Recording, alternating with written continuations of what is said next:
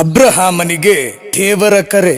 ಸರ್ವೇಶ್ವರ ಸ್ವಾಮಿ ಅಬ್ರಹಾಮನಿಗೆ ಹೀಗೆಂದರು, ನೀನು ನಿನ್ನ ಸ್ವಂತ ನಾಡನ್ನು, ಬಂಧು ಬಳಗದವರನ್ನು, ತವರು ಮನೆಯನ್ನ ಬಿಟ್ಟು ನಾನು ತೋರಿಸುವ ನಾಡಿಗೆ ಹೊರಟು ಹೋಗು ಎಂದರು. ಆದಿಕಾಂಡ 12ನೇ ಅಧ್ಯಾಯ 1ನೇ ವಾಕ್ಯ, ದೇವರ ಪರಿಶುದ್ಧ ವಾಕ್ಯ. ಪ್ರಭು ಕ್ರಿಸ್ತೇಸುವಿನಲ್ಲಿ ನನ್ನ ಪ್ರೀತಿಯ ಸಹೋದರ ಸಹೋದರಿಯರೇ ಮತ್ತು ನನ್ನೊಲವಿನ ಪ್ರೀತಿಯ ಸ್ನೇಹಿತರೆ, ವಿಶ್ವಾಸದ ಪಿತಾಮಹ ಅಬ್ರಹಾಮನು ತನ್ನ ಊರಾದ ಹಾರಾನಿನಿಂದ ಹೊರಟಾಗ ಅಬ್ರಹಾಮನಿಗೆ 75 ವರ್ಷ ವಯಸ್ಸಾಗಿತ್ತು. ಅಬ್ರಾಮನ ಪ್ರಯಾಣವು ಮೊದಲಿಗೆ ಕಸ್ದೀಯರ ಉರ್ ಆಫ್ ದ ಚಲದಿಯನ್ಸ್ ಪಟ್ಟಣದಿಂದ ಪ್ರಾರಂಭವಾಯಿತು. ಆದರೆ ಅವನ ತಂದೆ ತೆರಹನು ಹರಾನಿನಲ್ಲಿ ಮರಣ ಹೊಂದಿದ ನಂತರ ದೇವರು ನೀಡಿದ ವಾಗ್ದತ್ತ ಕಾನಾನ್ ದೇಶದ ಕಡೆಗೆ ತನ್ನ ಪ್ರಯಾಣವನ್ನ ಪ್ರಾರಂಭಿಸಿದನು. ಕ್ರಿಸ್ತ ಯೇಸುವಿನಲ್ಲಿ ನನ್ನೊಲವಿನ ಪ್ರೀತಿಯ ಸಹೋದರ ಸಹೋದರಿಯರೇ ಹಾಗೂ ನನ್ನೊಲವಿನ ಪ್ರೀತಿಯ ಸ್ನೇಹಿತರೆ,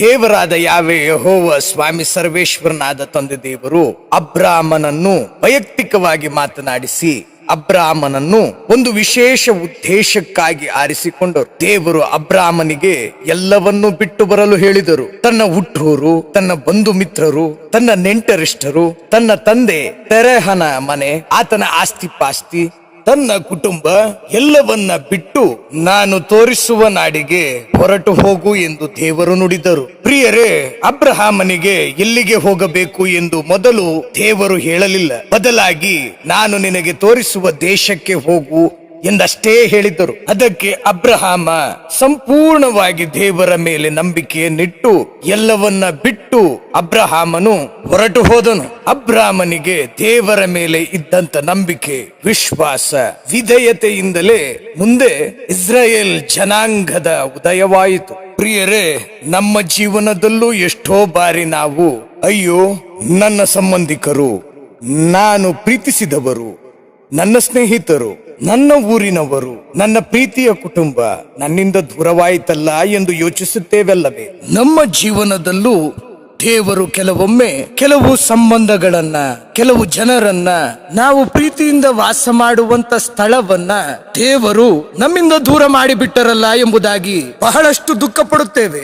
ಈ ನಮ್ಮ ಪ್ರಶ್ನೆಗೆ ದೇವರಾದಂತ ಯಾವೇ ಯೆಹೋವ ಸ್ವಾಮಿ ಸರ್ವೇಶ್ವರನಾದಂತಹ ಸ್ವರ್ಗೀಯ ತಂದೆ ದೇವರೇ ಯೆರೆಮೀಯ ಪ್ರವಾದನೆಯ ಗ್ರಂಥ 29ನೇ ಅಧ್ಯಾಯ 11ನೇ ವಾಕ್ಯದಲ್ಲಿ ನಮಗೆ ಉತ್ತರವನ್ನ ನೀಡಿದ್ದಾರೆ. ನಿಮಗೆ ಇಂಥ ಗತಿ ಬರಲಿ ಎಂದಲ್ಲ, ನಿರೀಕ್ಷೆ ಇರಲಿ ಎಂದೇ ನಾನು ನಿಮ್ಮ ವಿಷಯದಲ್ಲಿ ಮಾಡಿಕೊಂಡ ಆಲೋಚನೆಗಳನ್ನು ನಾನು ಮಾತ್ರ ಬಲ್ಲೆ.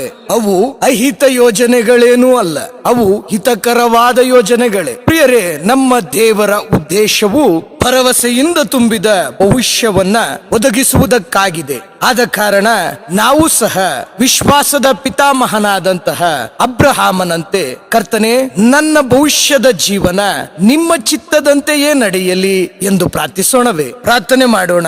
ಅಬ್ರಹಾಮನೊಂದಿಗೆ ಮಾತನಾಡಿದಂತ ಕರ್ತನೆ, ಇಂದು ನಮ್ಮೊಟ್ಟಿಗೂ ಮಾತನಾಡು ಕರ್ತನೆ. ಅಬ್ರಹಾಮನು ನಿನ್ನನ್ನು ಪೂರ್ಣ ಹೃದಯದಿಂದ ನಿನ್ನನ್ನು ನಂಬಿದಂತೆ ನಾನು ನಿಮ್ಮನ್ನು ನಂಬುವಂತಹ ಕೃಪಾ ವರಪ್ರಸಾದವನ್ನ ನಮಗೆ ನೀಡು ಸ್ವಾಮಿ.